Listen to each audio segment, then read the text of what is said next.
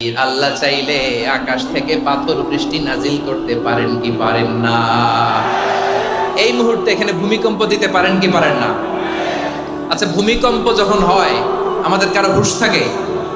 আপনি মনে করছেন আমরা সাধারণ মানুষ, আমরা দৌড় দেই, আর প্রেসিডেন্ট প্রধানমন্ত্রী ওনারা বুঝি খাটে শুয়ে থাকে?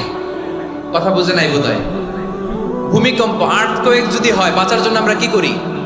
হয় খাটের তলায়, ডাইনিং টেবিলের নিচে, উপরে শক্ত কিছু আছে এটার নিচে, অথবা ঘর ধুইয়া দেও দৌড়।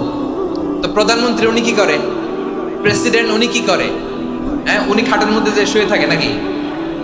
উনিও দৌড়, সাধারণ মানুষও দৌড়, প্রধানমন্ত্রীও দৌড়, বাড়িওয়ালাও দৌড়, ভাড়াটিয়াও দৌড়, সবাই দৌড়।